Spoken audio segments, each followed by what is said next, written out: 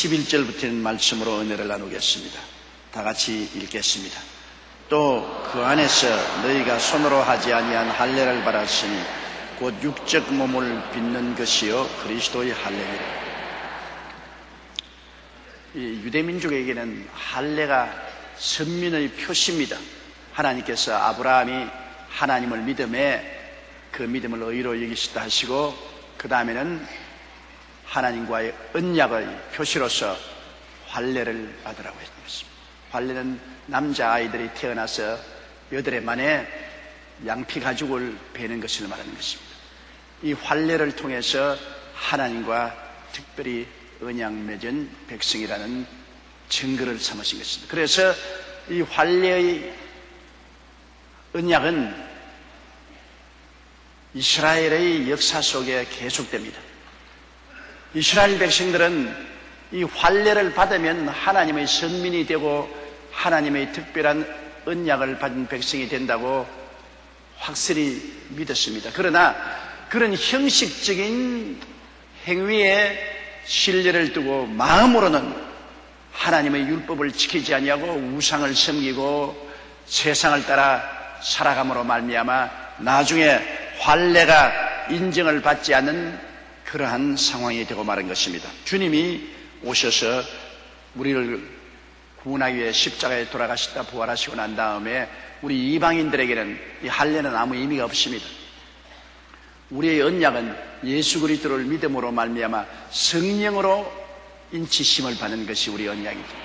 할례가 우리에게는 아무 의미가 없습니다. 유대인들에게는 예수님 오시기 전에 아브라함의 자손으로서 언약 맺은 표시로서 할례를 받았습니다만 이제는 우리에게는 아무 의미가 없습니다. 할례는 유대인들만 받는 것이 아닙니다. 이슬람 교도들도 할례를 행하고 있는 것입니다. 육체에 칼로서 벤 표적을 가진다고 해서 그것이 우리의 영혼 속에 무슨 변화를 가져오겠습니까?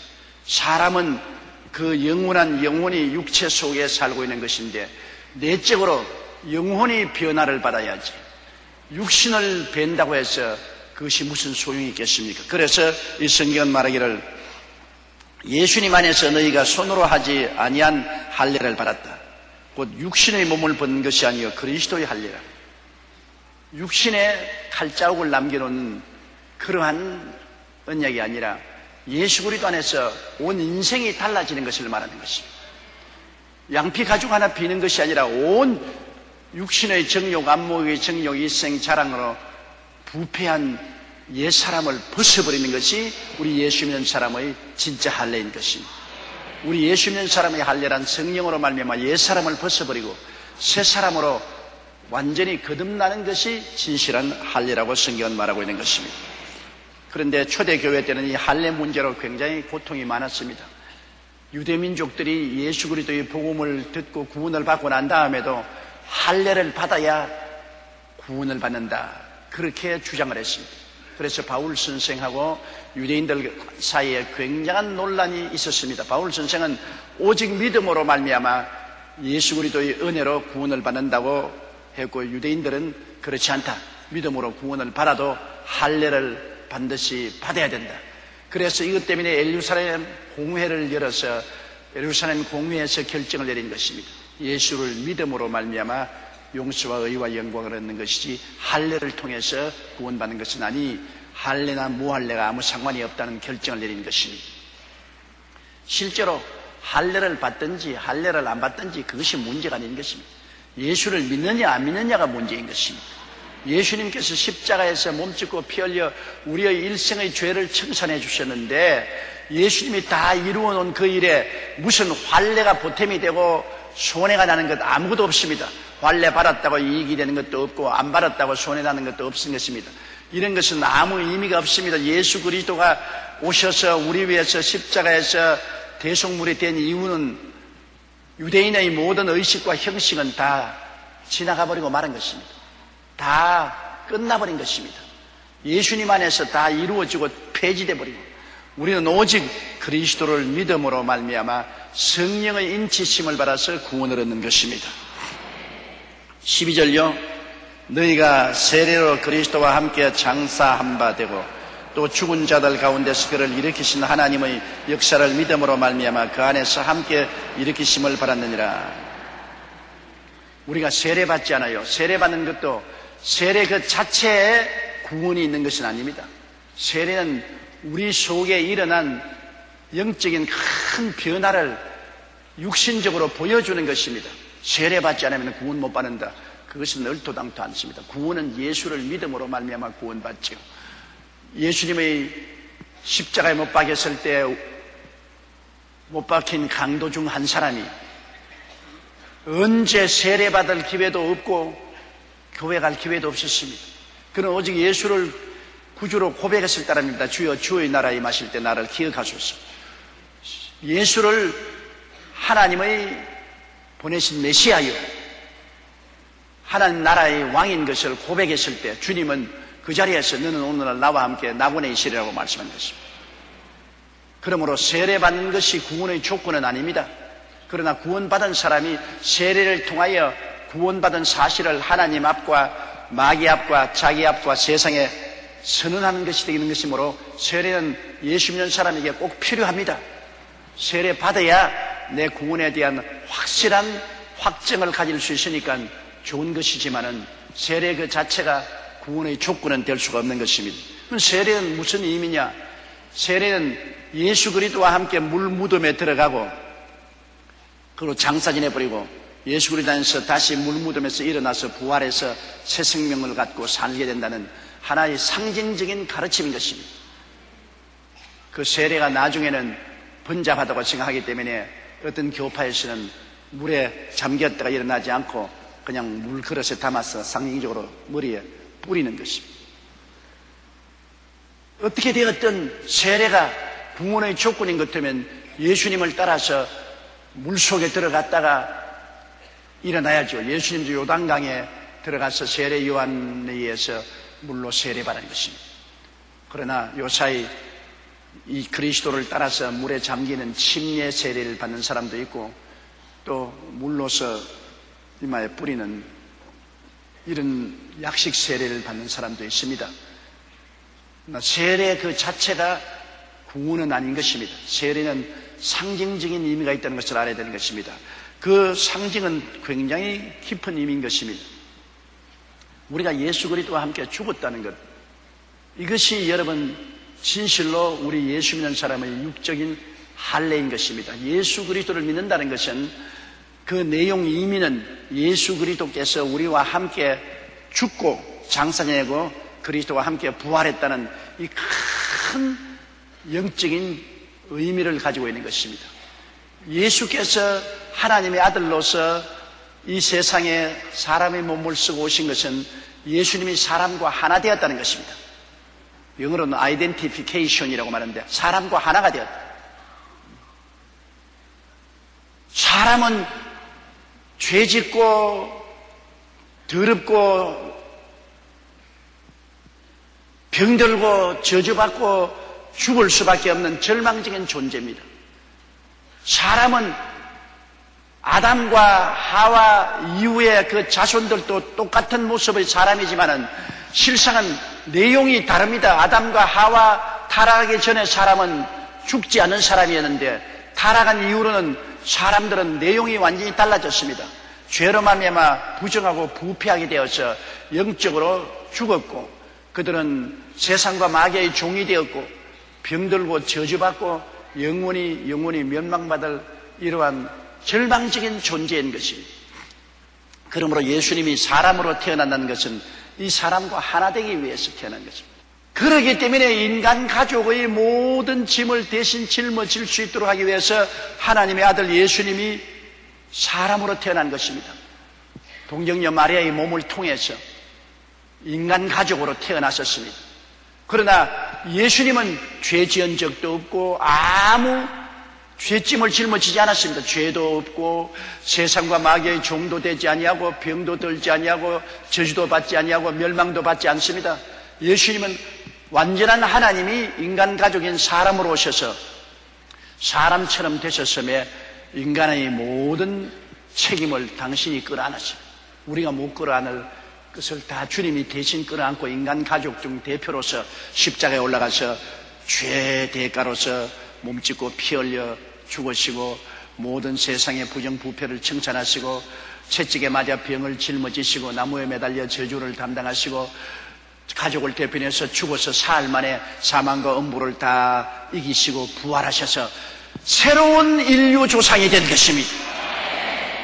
예수님은 옛 인류 속에 들어와서 옛 인류를 대표해서 십자가에 못 박여서 옛 인류의 모든 좌절과 절망을 청산하시고 부활하셔서 이제는 새 인류의 조상이 되었다. 그렇기 때문에 성경은 고린도후서 5장 10절에 누구든지 그리스도 안에 있으면 새로운 피조물이라. 이전 것은 지나갔으니 아담과 하와의 옛 인간 가족이 가졌던 모든 것은 다 지나갔으니 보라 새 것이 되었도다.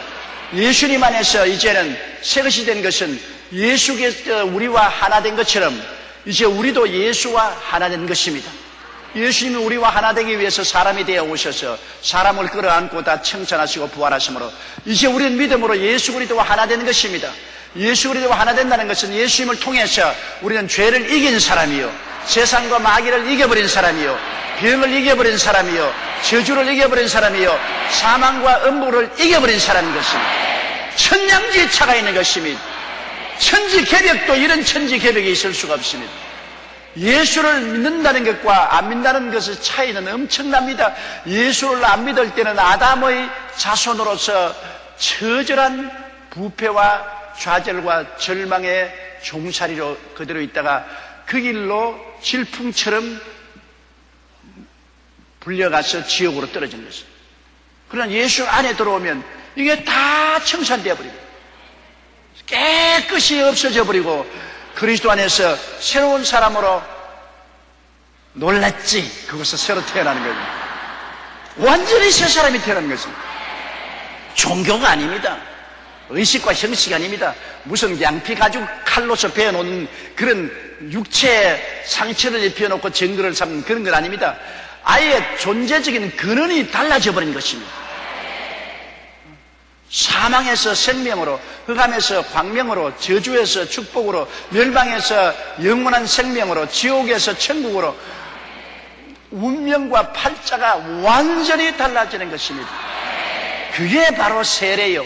세례받는다는 것은 예수님과 함께 죽고 장사 지낸 바 되고 예수님과 함께 부활해서 그리스도 안에서 하늘 보좌에 앉는다는 것을 말하는 것입니다.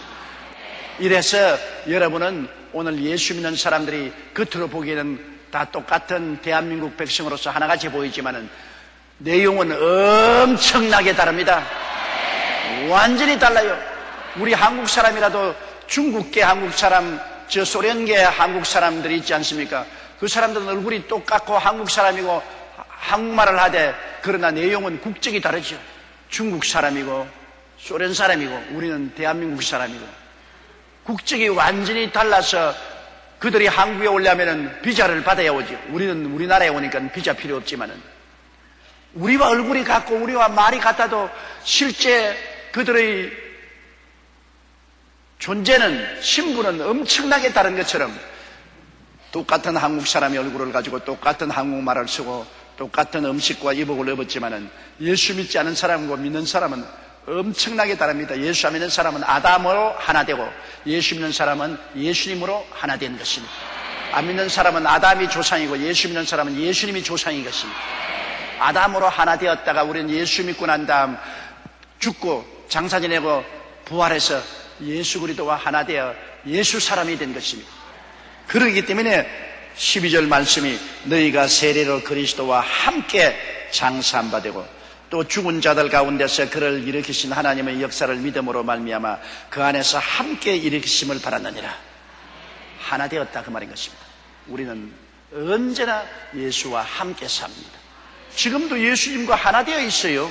예수님 눈에 안 보이지만 예수님 포도나무에 우리는 가지로서 예수님과 하나 되어 있어요. 예수님이 어디 계시냐?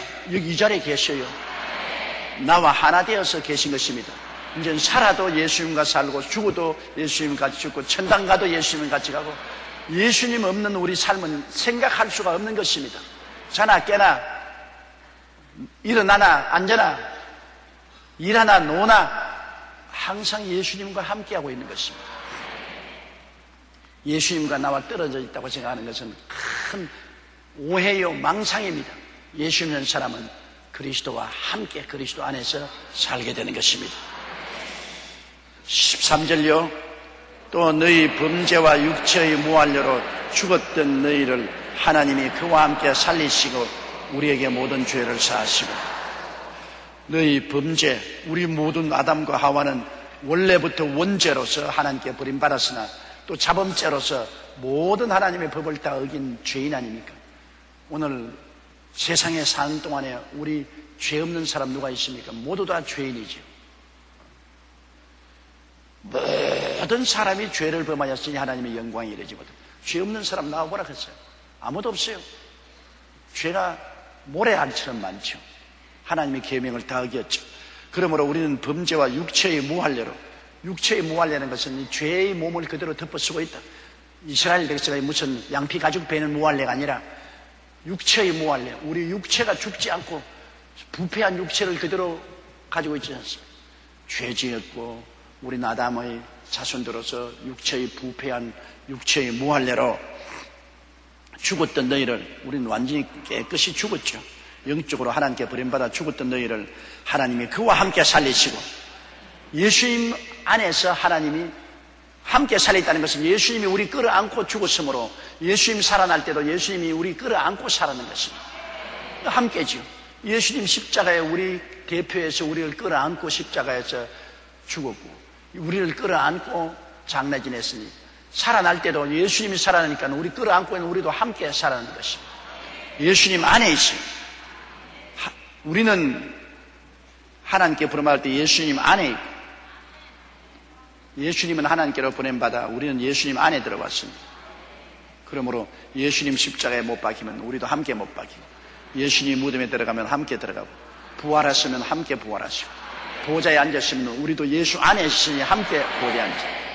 그러니 우리는 뭐 예수님 은총으로 사는 것이지 예수님 밖에 있을까지는 절대로 사는 법이 없습니다. 그러므로 너희 범죄와 육체의 무할례로 죽었던 너희를 하나님이 그와 함께 살리시고 우리에게 모든 죄를 사하시고, 예수님 안에 있으니까 예수님 피공로로 죄를 다 용서하시겠죠. 우리 선한 행위로 용서받은 것이 아니고 예수님이 피공로로 주님께서 다 죄를 청산해 버리시고. 14절요. 우리를 거스리고 우리를 대적하는 의문에 선 정서를 도말하시고 제하여 버리사 십자가에 못 박으시고. 우리를 거스리고 우리를 대적하는 의문에 선 정서란 것은, 여러분 빚 빌릴 때 어떻게 합니까? 집을 저당 잡히지 않아요. 은행에 저당 잡히면 집을 저당 잡히는 문서에 여러분이 서명을 해 놓습니다. 그러면 내내 그 의문의 정서에 여러분은 포로된 거예요. 그 빚을 못 갚은 이상은 은행이 언제나 공매 처분에 처할 수가 있는 것입니다. 그러니 그 문서가 원수라. 그 문서만 보면 간이 철렁 내려앉아요. 서랍에 있는 그 문서만 보면 아이고 우리 집 언제 전당 잡혀 날아갈지. 은행에서는 독촉장 잡고 날아오지요. 돈은 못 갚지요. 이제 언제 공매 처분 당할지 모르죠. 문서가 원수라. 어찌할 도리가 없죠. 이미 나는 그 문서에 서명되어 있으니까 꼼짝을 못 하잖아요. 그러므로 그 문서가 여러분 우리를 거스리고 우리를 대적하는 이문에 쓴 정서인 것입니다. 바로 하나님의 율법과 계명의 그 문서입니다. 하나님께서는 이 율법과 계명을 지켜야 너희들은 산다. 하나님이 정해놓은 것입니다. 율법과 계명을 지켜야 산다. 그게 우리 인생은 태어날 때부터 하나님의 법 안에서 태어나기 때문에 그렇게 해야 돼요. 그런데 그 법을 어겼으니 이제는 어떻겠습니까? 그 문서가 죄를 지은 영혼은 죽으리라. 너는 죽는다. 너는 죽는다. 너는 죽는다. 하나님의 계명을 볼 때마다 너는 죽는다. 너는 죽는다. 너는 사형이다. 사형이다. 그러니까 이 원수도 보통 원수가 아니죠. 하나님의 계명이 하나님의 선한 계명이지만 우리에게는 원수가 되었어요. 우리를 잡아서 우리의 죄를 들추어내고 우리를 사형에 처하는 것입니다. 법이란 것은 원래 좋은 것 아닙니까? 법은 지키면 좋은 것이죠. 나쁜 법이 아니라 법은 좋은 것이죠. 그렇지만 그 좋은 법이 우리의 나쁜 행실을 다 드러내어서 우리로 하여금 사형에 처하니까 우리에게는 그 법이 원수가 되는 겁니다. 아이고 이 원수야, 너 때문에 내 죽네. 별 도리 없이 법이 나를 죄로 잡아서 심판하니까 죽을 수밖에 없죠. 우리 모든 인생들은 하나님의 법에 잡혀서 죄인으로 심판을 받고 정죄되고 죽을 수밖에 없습니다. 그러므로 하나님의 계명은 우리를 거스리고 우리를 대적하는 의문에 쓴 정서입니다. 이것을 예수님이 이 율법의 모든 정서를 대신 짊어지고 십자가에 올라가서 못 박아버리신 것입니다. 하나님의 율법과 계명을 다 그 빚을 주님이 끌어안고 우리를 대신해서 십자가에 몸짓고 피 흘려 죽으심으로 모든 빚을 청산해버린 것입니다. 하나님의 율법과 계명이 요구하는 그 모든 벌을 예수님이 영원히 갚았습니다. 예수님이 영원한 하나님이기 때문에 한 제사를 통해서 영원히 율법의 정죄와 심판을 갚아버리기 때문에 예수님 안에서 이제는 율법 폐기, 이제는 하나님의 율법과 계명이 우리를 정죄하고 우리를 처형할 수 없습니다. 율법과 계명은 우리를 하나님께로 인도하는 몽학 선생이 되어 우리를 이 길로 가세요, 이게 하나님이 원하는 길입니다, 가르치는 교과서는 되어도 이제는 우리를 정죄하고 심판하고 죽이는 힘은 영원히 십자가에서 주님이 제하여버리고 마는 것입니다. 우리 주님께서 우리를 거스리고 우리를 대적하는 율법 음원에 쓴 정서를 아주 지워버리고 제하여버려서 십자가에 못 박아버렸습니다. 그러니 이제는 율법의 위협은 없어요. 율법은 우리에게 거울이 됩니다. 이제는 율법은 우리에게 잘못된 행위가 있으면 잘못했어요, 더러워요, 고쳐야 하나님께 꾸중 듣지 않아요, 고치세요. 그렇게 우리를 도와주는 거울이지요. 우리를 심판하거나 정죄하거나 죽일 힘은 없애버리고 마는 것입니다. 율법의 역할이 달라졌죠. 옛날엔 심판하고 정죄하고 죽이는 역할인데 이제는 우리에게 우리 잘못을 지적하고 깨닫게 하고 가르쳐서 하나님 앞에 올바르게 서게 하는 가이드북이 되는 것입니다. 얼마나 감사한 일인지 모릅니다. 그 다음 15절요. 정사와 권세를 벗어버려 밝게 드러내시고 십자가로 승리하시느니라. 정사와 권세는 뭐냐면 마귀의 정사와 권세를 말합니다. 마귀의 정부, 마귀는 마귀 정부의 왕이 아닙니까? 권세는 마귀의 군대를 말하는 것입니다. 마귀의 경찰, 마귀의 군대. 마귀는 독재자로서 공중에 권세하고 마귀의 군대인 타락한 천사와 귀신들로 더불어 우리를 공격하는데, 마귀가 우리를 공격할 수 있는 조건이 우리가 죄를 지었기 때문에 그런 것입니다. 율법으로 말미암아 율법이 죄를 지었다고 하니까 마귀가 죄 지었으니까 이제는 우리는 마음대로 공격하자. 우리 죄값으로 말미암아 마귀가 우리를 마음대로 짓밟고 멱살을 잡고 휘휘 돌리고 종으로 삼았습니다. 그러나 이제 예수님의 보혈이 와서 죄를 다 청산해버리니까 마귀가 와서 우리를 너 죄 지었으니 우리가 잡으려고 해도 피가 아니야, 내가 갚았어. 예수님의 보혈은 율법만 다 청산한 것이 아니라 마귀의 정사와 권세를 무장해제해버린 것입니다. 마귀가 우리를 도적질하고 죽이고 멸망시키는 조건은 죄 때문에 그런 것입니다. 아담과 하와가 에덴에서 하나님을 반역하는 죄를 안 지었으면 마귀가 어떻게 아담과 하와를 종으로 묶을 수 있어요? 죄 지었기 때문에 그런 것입니다. 그러나 그 죄값을 예수님이 보혈로 갚아버리기 때문에 그 보혈로 말미암아 마귀의 지위도 마귀의 권세도 다 해체되어 버리고 마는 것입니다. 마귀는 이제 우리하고 관계가 없어요. 마귀가 이제는 아무리 흑암의 권세를 가진 어두움의 임금이요 어두움의 군대를 가졌어도 우리를 칠 수 없는 것은 마귀의 어떠한 창칼과 화살도 우리를 번져하지 못하는 놀라운 방패가 있습니다. 예수의 보혈인 것입니다. 예수의 보혈 앞에는 마귀의 모든 정사와 권세가 다 무장 해제되어 버리고 말아버린 것입니다. 마귀는 예수 보혈 앞에 마귀는 아무 효과가 없어요. 사망이나 생명이나 무엇이든지 우리를 도역질하고 죽이고 멸망시킬 수 없는 것은 예수님의 보혈 밑에 있기 때문인 것입니다. 주님의 보혈을 깨달아 알아야 되는 것입니다. 예수님이 보혈하니까 뭐 그런가 보다 생각하는데, 그리스도의 보혈의 그 위대한 능력이 하나님 앞에서 우리의 죄를 다 도말하심으로 예수 보혈을 의지하면 하나님과 우리 사이에 막힌 담이 없어서 아주 대로가 열림으로 예수 그리스도의 보혈을 의지하고 그 이름을 힘입어 언제나 아버지의 보좌 앞에 마음대로 나갈 수 있는 것입니다. 어디 감히 하나님 앞에 사람이 있어요? 그 위험하고 그 거룩한 하나님 앞에 인간의 힘으로 어떻게 써요? 예수님의 보혈을 의지하면 죄가 다 용서받고 의로운 옷을 입고 설 수 있게 됐으며, 예수님 보혈을 이미고 나가면 아무리 강하고 무서운 마귀도 한 길로 왔다가 보혈 앞에 7길로 도망치고 만다. 우리 14절 한 번 더 의미를 알고 읽으십시다. 우리를 거스리고 우리를 대적하는 의문에 선 정서를 도말하시고 제하여 버리사 십자가에 못 박으시고 정사와 권세를 벗어버려 밝게 드러내시고 십자가로 승리하였나니라.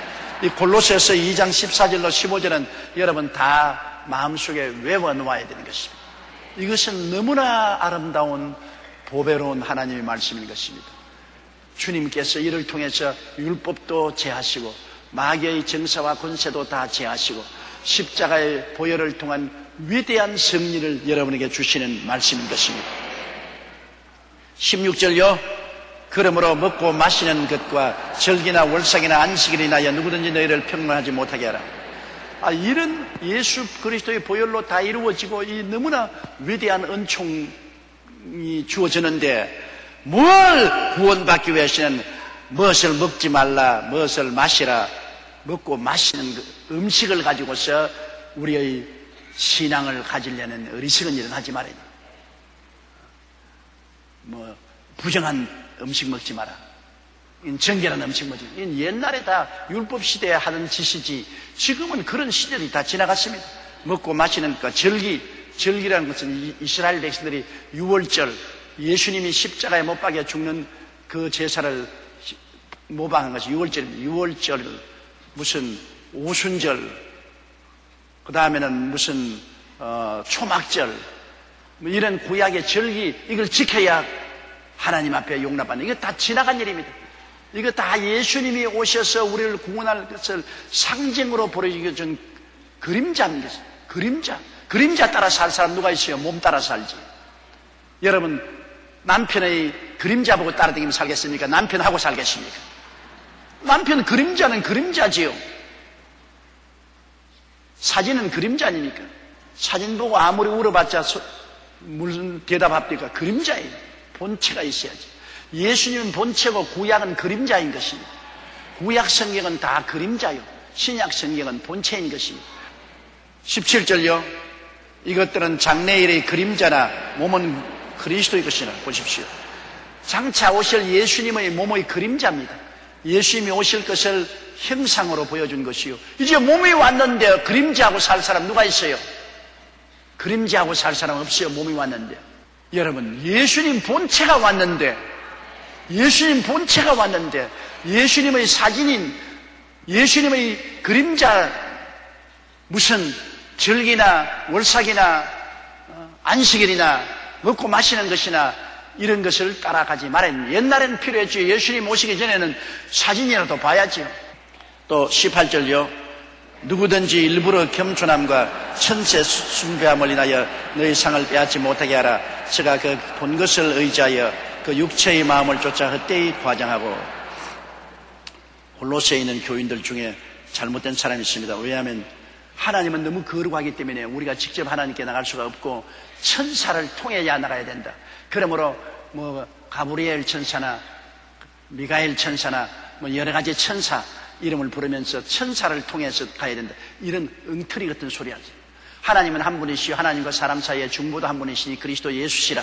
예수 그리스도를 통해서 우리는 하나님께 직접 나가지 천사의 중재를 받지 않습니다.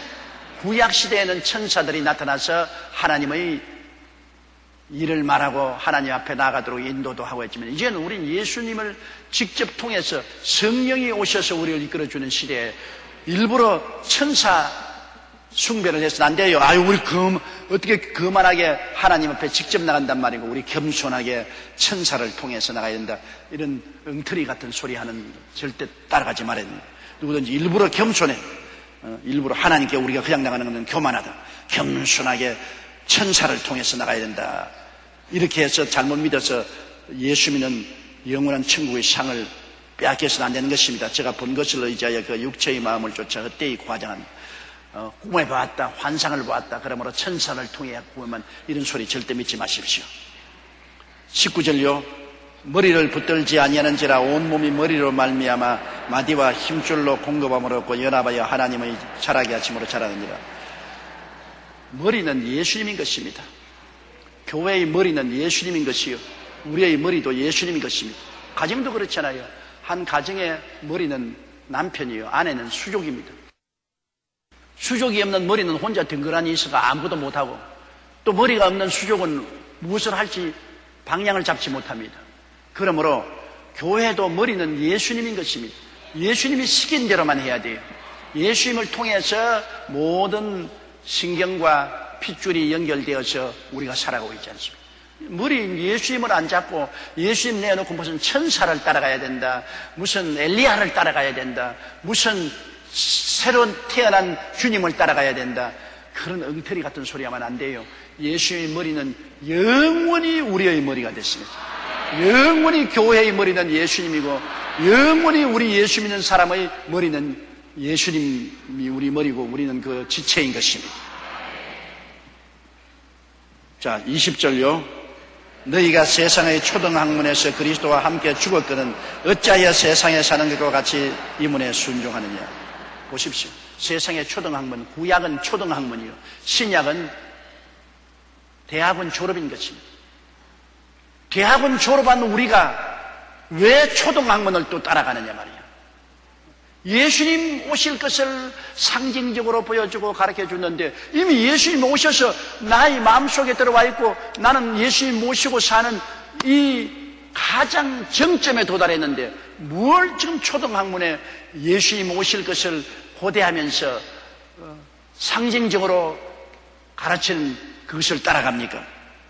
그러므로 이 성경엔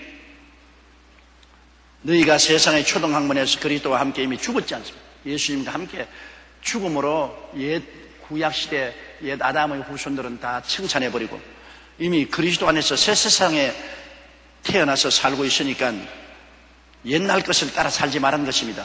옛날 종교의식요. 곧 21절 말입니다. 읽으십시다. 곧 붙잡지도 말고 맛보지도 말고 만지도 말라는 것이라.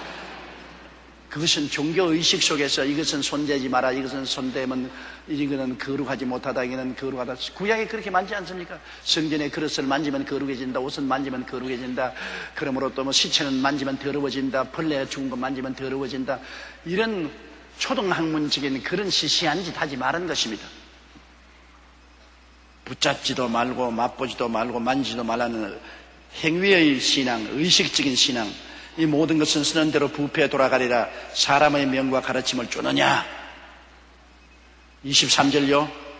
이런 것들은 자의적 숭배와 겸손과 몸을 괴롭게 하는데 지혜 있는 모양이나 오직 육체 쫓는 것을 거만된 유익이 조금도 없느니라. 우리 육체를 벗어버리는 것은 예수를 믿고 거듭나는 것이 중요한 것이지.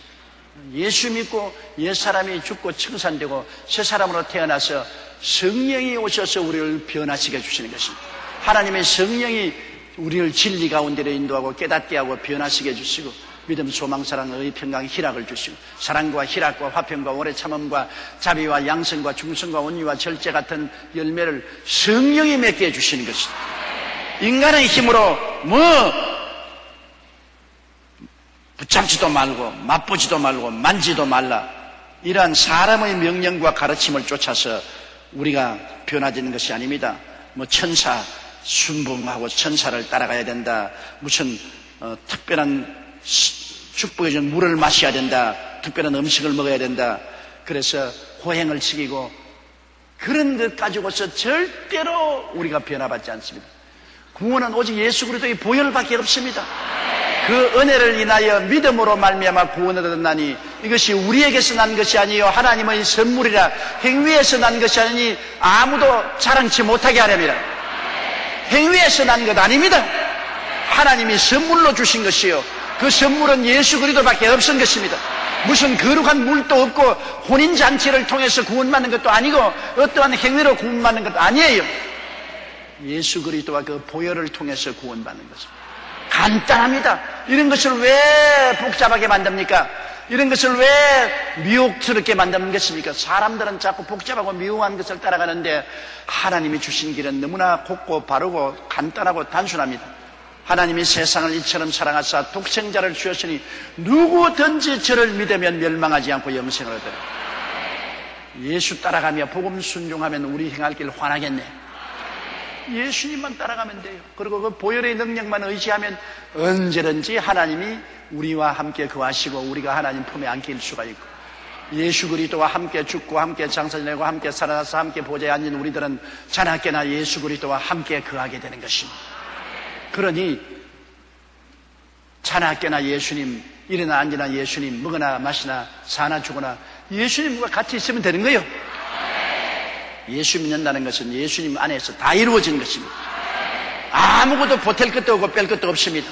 신령한 수 마실 필요 없어요. 시집장가 새로 갈 필요 없어요. 인간의 노동이나 고행을 보탤 필요 없어요. 예수 믿는 것으로 충분합니다.